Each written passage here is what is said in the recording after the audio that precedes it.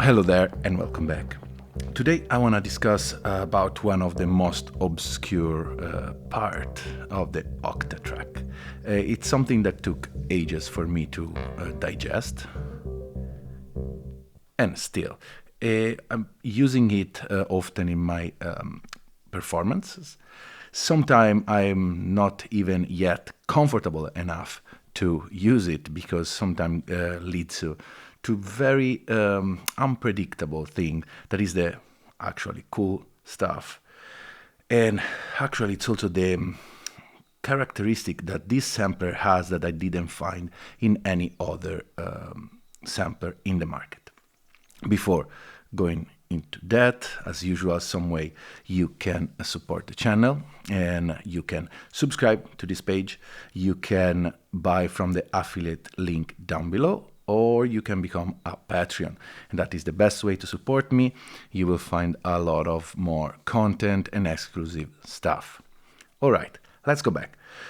What is the one things that set the Octatrack apart from all the other samplers in the market? It's the resampling function that he has.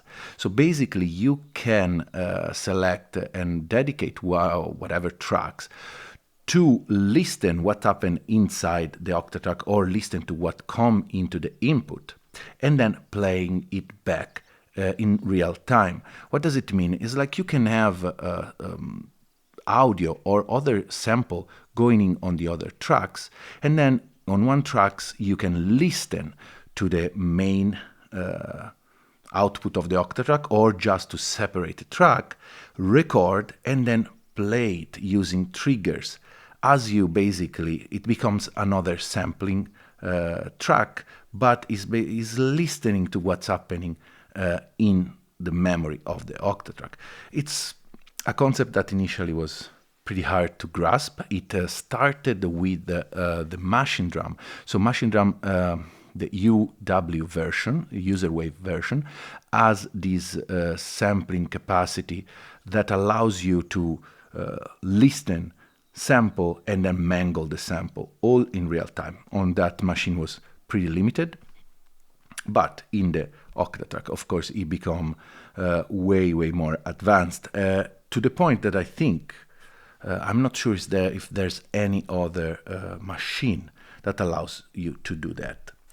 So, since this was a long overdue video and it's pretty complex, I'm not trying to give you a full understanding of what's happening. I'll try to be as clear as possible and show you how I use it with my setup.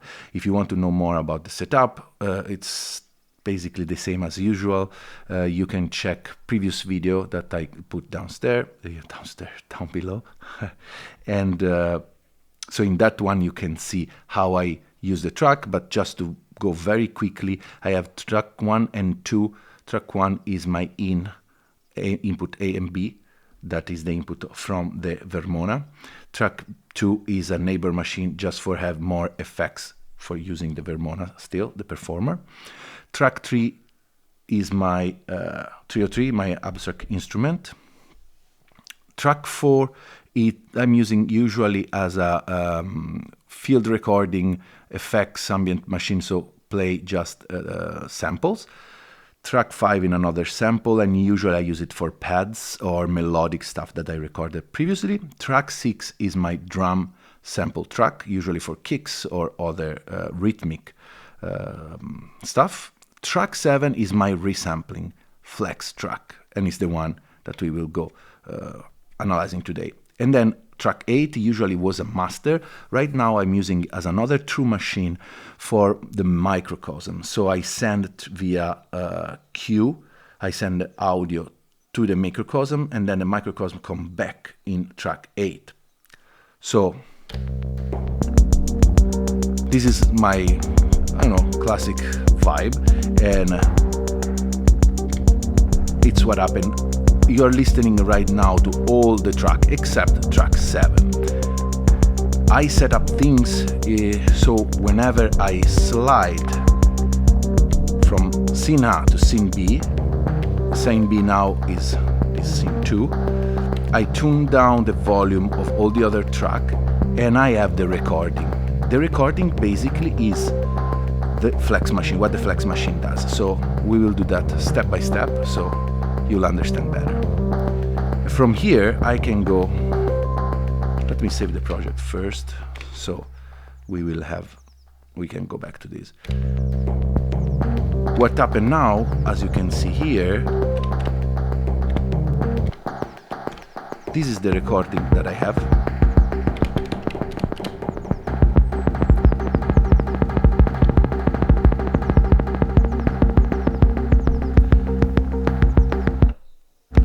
And with this recording that was basically listening to the full output of the machine, I can do weird things.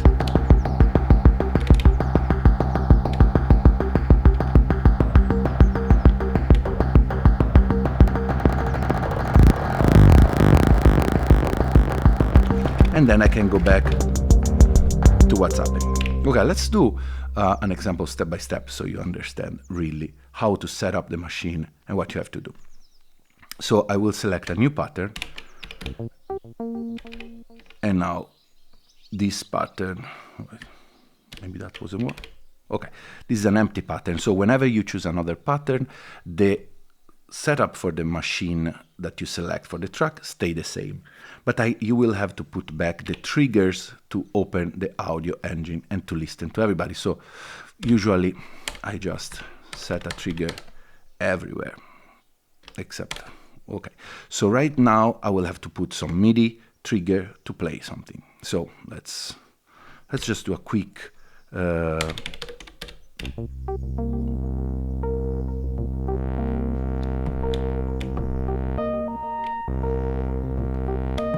if you want to know how I do these, again, there's other video, and especially on my Patreon, there's a 4 episode all dedicated to my live setup, so you can know exactly how to do everything.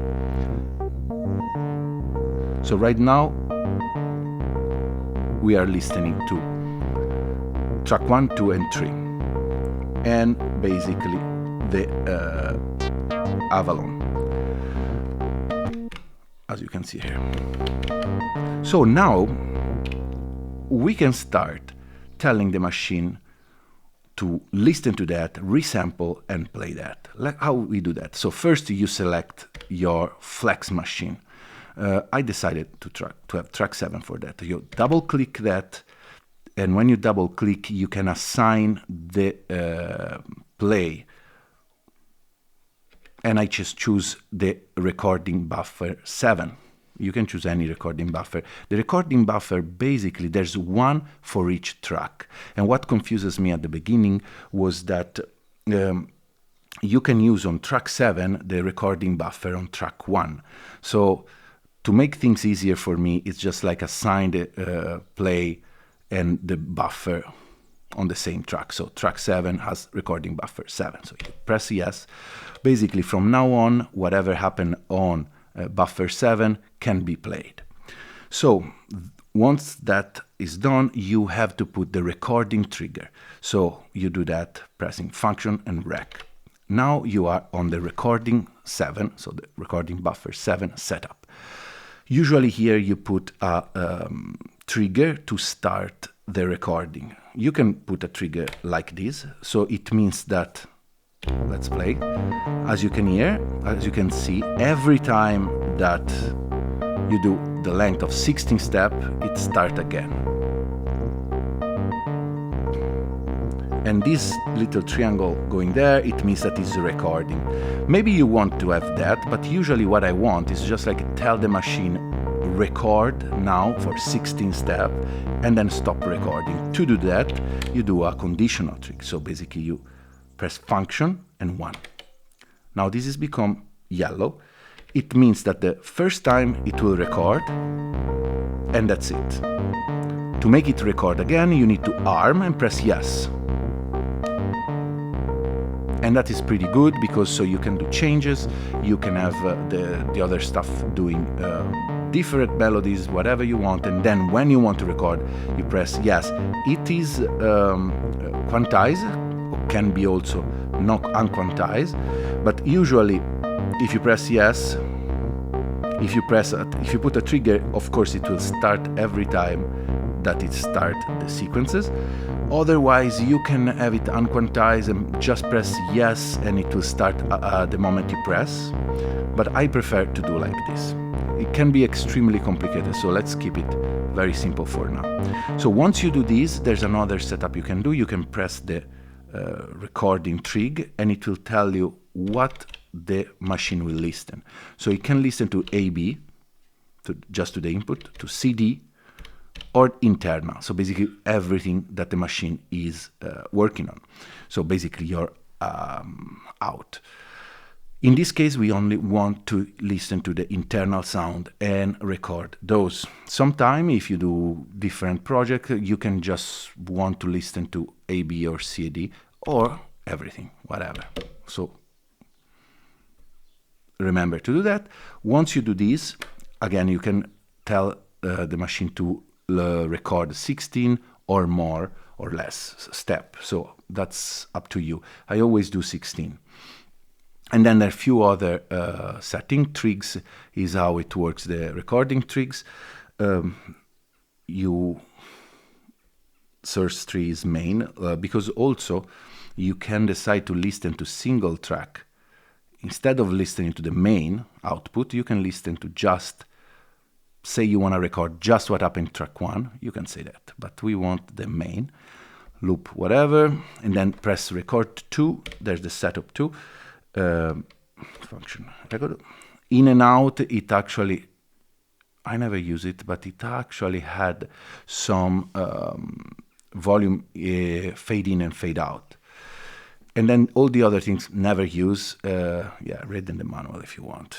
So you'll be smarter than me. So let's go back now. Press no. So now that is set up. You know, every time that you double click the stop button, you automatically arm the track. What's happening means that when I press play, you will see a plus button there, here. It means that the track buffer is listening and recording. See? Once it did the 16 step, it go back to the normal state. Now it's the square, I mean the stop, because there's nothing play. If I play a trigger here, now it's also playing. And you can tell me, hey, I'm not listening anything different. Why? This is because I set up the scene to listen separately to the live input and what have been recorded. So if now I slide, now I'm listening to the record. As you can hear, it's the same.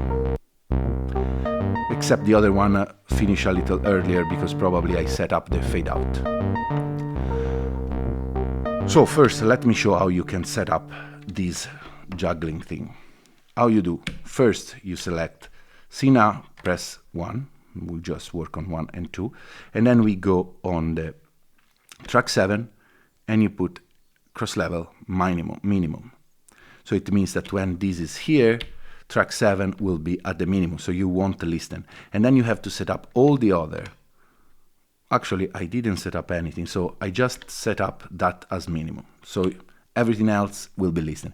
And now you set up track B. So track B, I put it in the number 2, and I will put cross level on track 7 maximum, and then all the other at minimum. Right? So basically, when I'm here, I'm only listening to track 7. And this is pretty great and pretty, easy to set up. Again, let's listen. So now we are listening just to the performer and my 303 going on. And this is now the same, but it's recorded. What you can do now you can put triggers. And this is where the fun part starts, because you can create really crazy stuff. The fun part, though, has to be set up, because I found out, and here, if somebody knows better than me, you need to set up this track as using slice. So select source, and here double click source, and you put slice on and length slice. In this way, you can slice automatically. What happened? Sadly, I noticed that every time that I turn on and off the machine, I have to go on track 7, whatever track you're using as a flex machine, then press this, the audio editor, go in slice, press yes, and create slice grid. And I always create 16 slice. If I don't do that, sometimes I have very glitchy, weird result. For example, before was ending abruptly, now it works nice. Why? I don't know. I never really understand that. As you can see, you can zoom out and see what happened here. So once you do that, now you can create interesting part. First, you can decide the length as every slice play all the slice after, or just having that. I usually left to play full length. But what I like to do, it's doing something like this, which is placing conditional trig and each one start at a different start. The interesting part is that you can have an LFO deciding that randomly. I prefer doing it manually. So again, here on Sinha we are listening the live audio, so it means that I can keep playing and modify that. But if I go back on B, it's what has been recorded before, and there's this all weird thing. So I like on this channel to put a filter and a delay.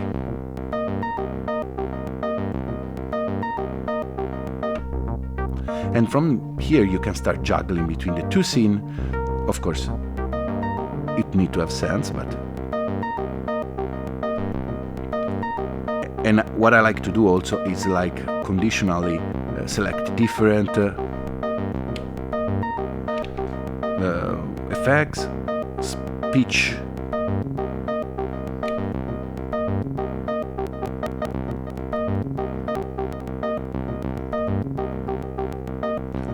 and as you can hear, this can be used as a live tool, but also you can just play stuff, record stuff, and then with mangling it, get into something different, like we are listening now. And whenever you want to come back to the live audio, you just slide back to A. Let's add some kick, because when you start adding rhythm part, it's fun.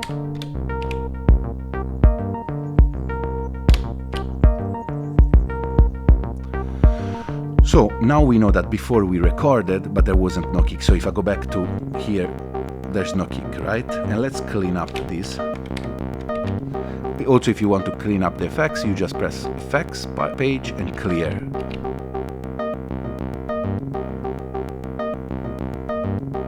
Oh, damn, I was in track 6, not track 7. So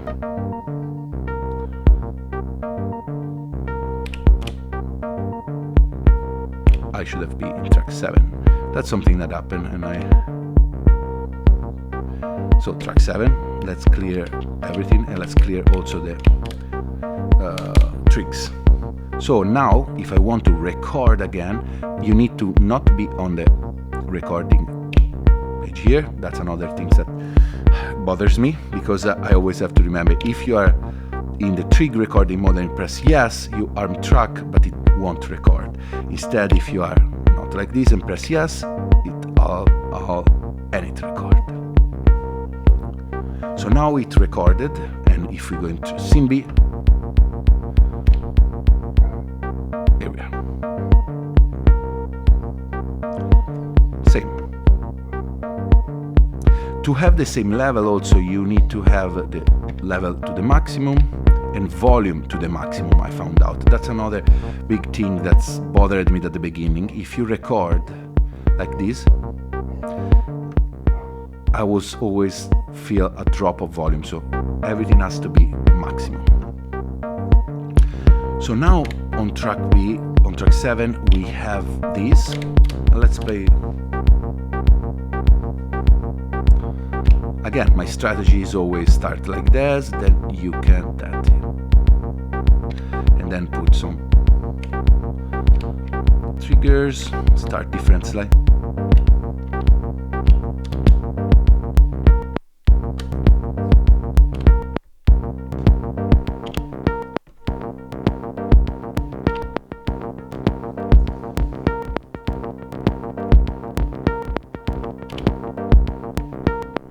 And from here, you can start, for example, two strategies that you can see in a lot of other tutorials, like you can have this going on, create something crazy, add effects, and meanwhile, if you're fast enough, and I do that with practice, it comes easier, you can change what happened on the other track. For example, I could go, while this is playing, I can go in MIDI, I can change the sequence that is going on.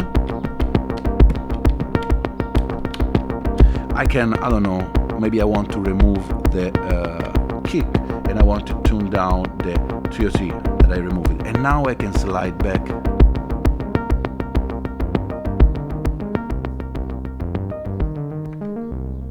And now I'm back in another situation, and from here I can build another track or another rise or fall. The fun part that I really enjoy is, like, now that I changed, for example, what happened, I can record again and then listen what happened now with just this sound. Of course it will have similarity, but it always, automatically creates something weird.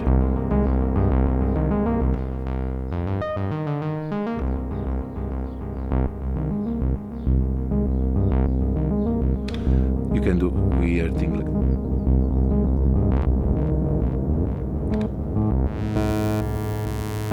with the retriggering and time.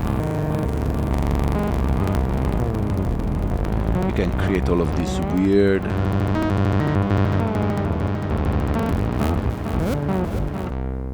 and then come back to the live audio no matter what. So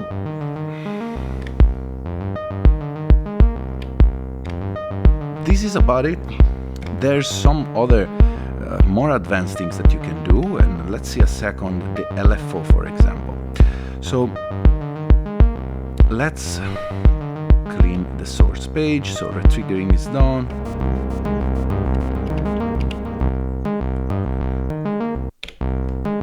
Let's clean the sequence. So basically, let's record again.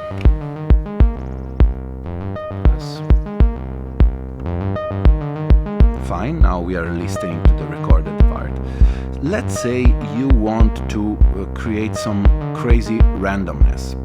So let's put some trigger. Maybe that's too much. So right now, whenever I trigger the start, because the start it's always a 1. So maybe we can put an LFO, double click, we can put as a wave random,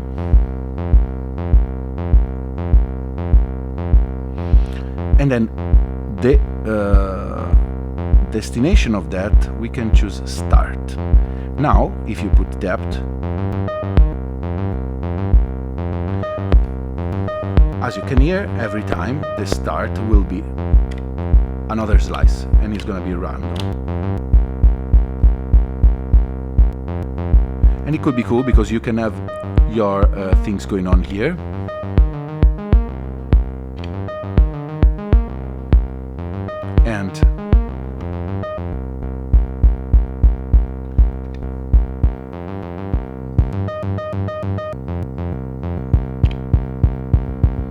And this could be interesting. It could be interesting also add a touch of it, like keep in the middle so you hear the live music plus what happened in the resampling thing.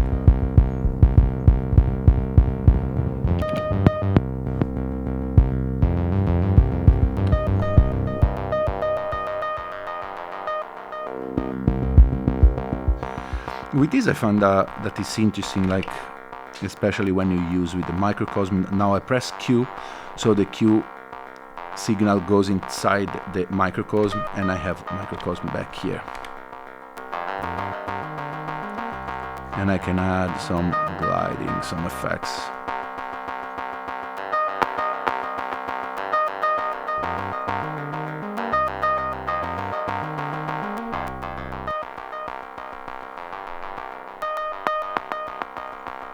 Let me select some effects.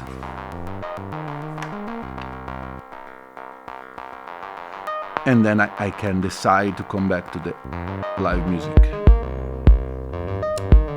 Again, this is more of a... oh, that's the problem. Track 8, cross level on scene B wasn't set to the max. Here we are. Now you hear what's happening. So basically the recording goes through Q inside the microcosm and back into that. And you can create. I'm using the glide one. And for example, now I can set, let's prepare a 4 on the floor. And when I slide back, it's gonna hopefully sound nice.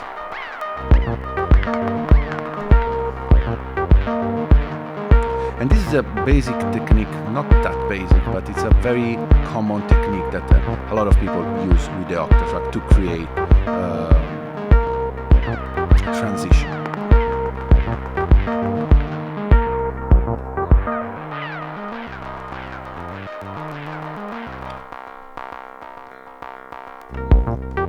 And that's it. So on and on. So basically this was the entire process to set you up with Flex machine that will listen to what's happening inside the Octatrack, and then sample and then play and create. Very weird thing. This is great also for remix stuff. If you prepare stems and I did that a lot of times, stems, and I put stems in all of the track, and then I'm using a couple of flex track to remix, to listen, and then create all of these glitchy, weird noises. Okay, I know that this is it took ages for me to be comfortable, and again, as I said before, I'm still not 100% comfortable, but it's fun, and wherever you sit down and you just experiment with that, you can always come out with something very, very fun. So if you have an Octatrack, don't underestimate the power of the resampling. There's artists that use that extensively, and even if you have multiple of that, you can resample the resample track, and then ends go in very, very, very wild territories. Okay, I hope this was interesting, and that's it for today. I'll see you next week. Ciao.